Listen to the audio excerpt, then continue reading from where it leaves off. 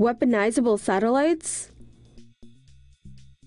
A UK-based space company is planning to launch satellite-servicing drones by 2020, but experts warn these could double as space weapons.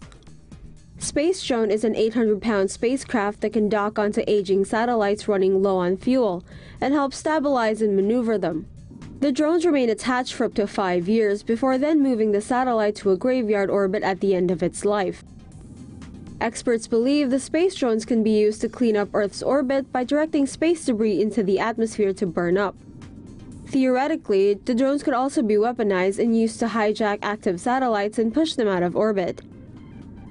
The company that makes the space drone says any technology has the potential to be abused, and claims they can prevent this by retaining control and simply offering their services. Keep watching for more space tech. Private companies drive new space race at NASA. NASA says it soon may be able to launch astronauts from U.S. soil to the International Space Station.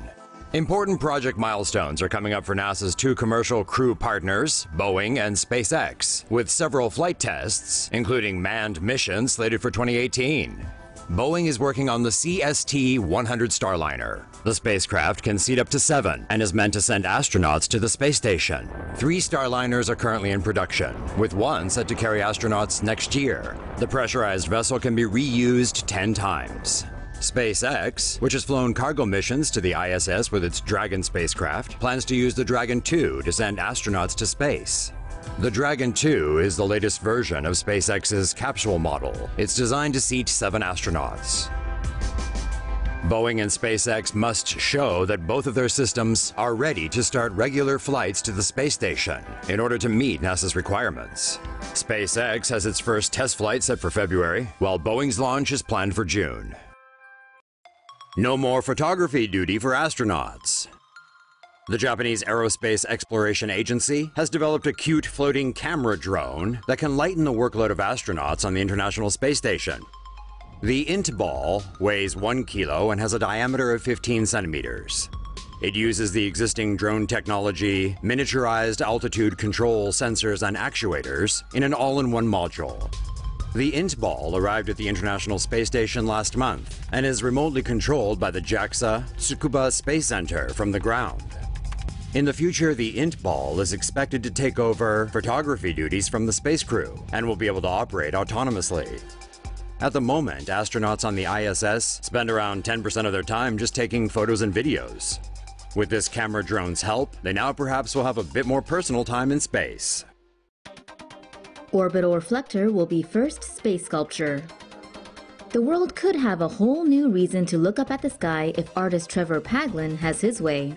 The Orbital Reflector Space Sculpture is a satellite that will serve no military, commercial, or scientific purpose. Constructed from lightweight material similar to mylar, it will be launched aboard a SpaceX Falcon 9 rocket scheduled for early 2018. Once in orbit at a height of approximately 350 miles, a 100-foot-long diamond-shaped balloon will deploy from the satellite. The balloon will reflect sunlight back to Earth, causing the CubeSat to be visible to the naked eye. It will stay in space for about 2 months. Paglen and the museum are looking to raise $1.3 million for the project through Kickstarter. They currently have 60% of the funds needed. Hey, if you're going to do it, might as well do it all the way. We're going back to the moon. Aerospace companies United Launch Alliance and Bigelow Aerospace are collaborating to put a space station in orbit around the moon. The Lunar Depot plan is aimed at placing a Bigelow B-330 inflatable habitat in low lunar orbit by the end of 2022. ULA's Vulcan rocket will launch the B-330 into lower Earth orbit, where it will stay for about a year. While there, the habitat will receive supplies and get crew members rotated every few months. 2 more Vulcan rockets will then be launched and their upper stages left in orbit. After propellant from one stage is transferred to the other, the fully fueled stage will attach the B-330 and propel it to its final position orbiting the moon. The companies claim the habitat can serve both as a platform for lunar business development and a location for NASA to conduct exploration and astronaut training missions.